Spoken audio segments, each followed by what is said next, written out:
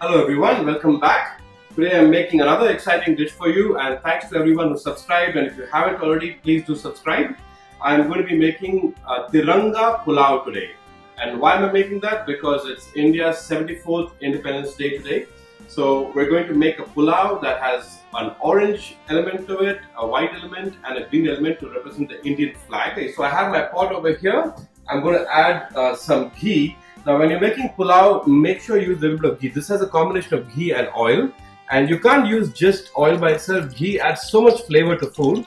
So I'm going to use some ghee in there, and the other oil that I've used today is olive oil, but you can use peanut oil, mustard oil, anything you prefer.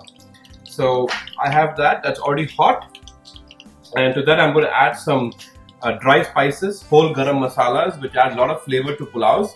So I have star anise, some cinnamon, some Marathi moggu, which is used in biryanis and pulaus. I have some bay leaves, elaichi, cardamom, and some cloves and a whole black pepper. So you can add all of them together in there. And to this I'm also going to add a little bit of jeera.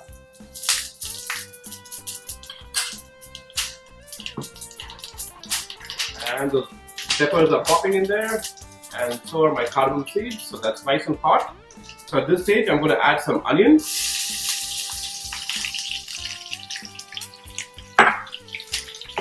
and we'll mix that up. Now while these onions are going to get translucent and brown, I have some water going here that's boiling. So I said we have three elements to this. We have an orange, a white and a green.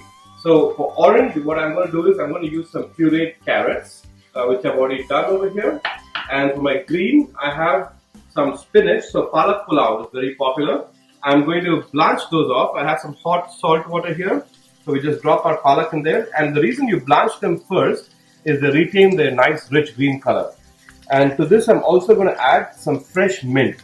There's nothing like the flavor of mint in pulao. It's excellent. So please do add it.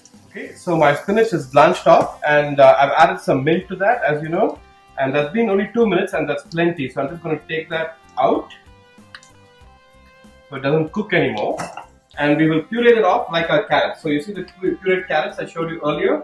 We're going to puree this as well and set that aside to make sure it doesn't cook anymore. Back to our base of the pulao, and our onions look nice and translucent. So I'm going to add some ginger garlic paste to this. And there's about 2 spoons of ginger garlic paste. And we will add some green chili. Now you notice I used mint in my palak while blanching. These are the stems of the mint. They carry so much flavor, so please don't waste them. So we're going to drop them in here as well. And also some cashews for flavor. And this essentially is the base for our pulao. We're going to add it to our green pulao, to our orange pulao, and of course to our white pulao to make the Indian flag. So happy Independence Day again, everyone. And hope you're enjoying the day and have the sense of patriotism going. So while this is going and mixing together and coming together, let's talk about pulao. So the origin of pulao, how many of you know where it came from? There's always a debate. You know, some people say it started in Persia, some say in India, some say Spain, but it's such a popular dish worldwide. In the US it's called pilaf with an F. In England it's called pilau. In India it's called pulao. And some people say Turkey is another place where pulao started. So it could be Turkey, it could be India, it could be anywhere, but the point is pulao is such a flavorful dish. At the end of the day, a pulao is essentially rice cooked with spices and your choice of meat or vegetables. And in India, of course, vegetable pulao is much more popular. So pulao is something that's now a dish that is made globally, all over Southeast Asia, all over the Middle East, and then you get to your Iran and Persian areas, and you get to Europe, and then in North America as well. So there's not really a part of the globe that doesn't eat some version of pulao or rice cooked with spices. So, alright, in the meantime, let's get back to our cooking. We have a nice mixture over here. So I'm going to cook this off for another 3 or 4 minutes until the onions brown nicely. And then we're going to split this up into 3 different cooking processes, which I'll show you next. Okay, so my onion masala is nice and brown. So to this I'm going to add a little bit of garam masala, just a tad bit, not too much, and maybe 1 teaspoon of Kashmiri red chili. I just want the flavor. I don't want too much spice because my garam masala is going to give me the spice. So give that a bit of a toss, turn it over, and let that cook off so the masala cooks for just a minute or so. And while that's doing it, I want to show you this, folks. This is the chef's secret. So you notice I blanched the spinach earlier.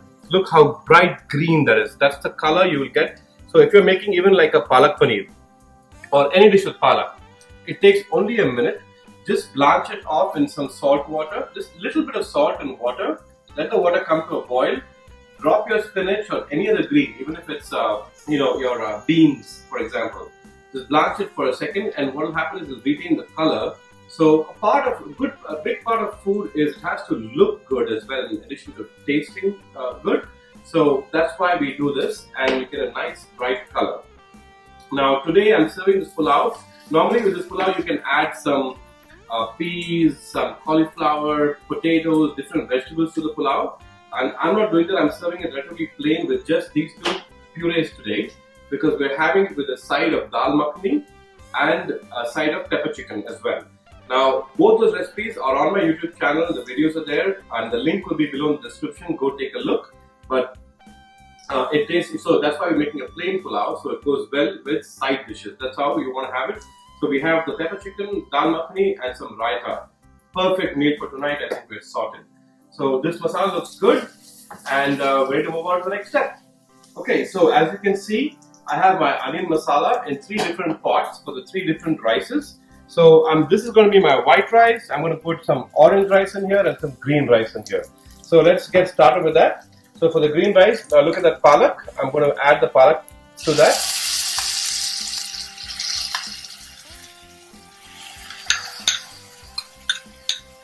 Perfect.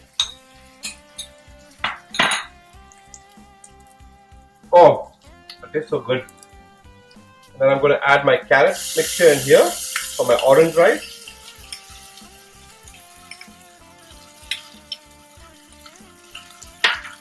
And for the white rice, all I'm going to do is I'm just going to add the rice directly to it. So I'll take it off heat so that we don't burn the onions. Add some white rice in there. Let that fry off a bit.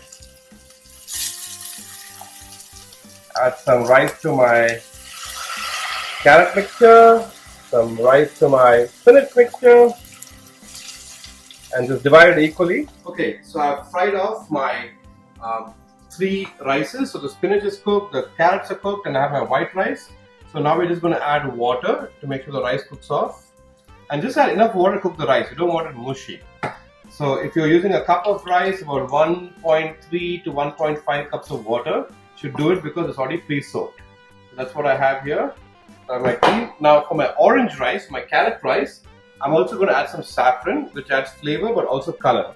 So this is Kashmiri saffron today, and I'm using that as a nice coloring and flavoring agent. About that much. That's quite a bit, but that's okay. A lot of saffron never hurt anyone, right? Let them cook, and we're going to cover them, let them cook, and then we'll be back when they're done. See, this is the thing that happens. I told you we're going to cover them, but I forgot to add salt. How can you have anything without salt? So let's add some salt first. So here we go. And 1 spoon of salt per spoon of rice. So in this I'm going to little more than 1, because a heaping spoon. In this about 1 flat teaspoon should be good. And same over here. Now we're really ready to cover it up. Okay, so we're going to cover it and cook it off. Okay, so except for our white rice, which is a larger quantity, it's going to take some time, maybe 5 more minutes. But in the meantime, I have my green rice, which is nice and green. That's my palak rice. I have my carrot rice ready as well. And so while that white rice is cooking, I'm going to make some raita for you folks. Just show you on camera how we do it. And here I have some yogurt, a curd, that's been beaten. So to that, I'm going to add some bhuna zira, which is roasted zira powder. About a flat spoon of that, because that has a lot of flavor. So that should do it. And then I'm going to add some salt to taste. And I don't like too much salt, so just half a teaspoon. You can add more if you want. And we'll give that a stir first to incorporate those spices. There you go. That's perfect. And then today I'm making a cucumber raita. You can make cucumber, tomato, onion raita, carrot raita, bangan raita. The beauty of raita is it's so flexible, you can add anything you want. But today I'm just going with cucumber. So I have some finely chopped cucumber. So I add it to that and give that a stir. And normally you add green chilies, but you know my kids don't eat green chilies too much, so I'm going to add just some dhania, just a little bit. And that's it, as simple as that. You have some nice cucumber raita. So let me check. I think my white rice is done too, so we're good to go, guys. That's Tiranga Pulao for you. Hope you enjoyed. Happy Independence Day and Jai Hind.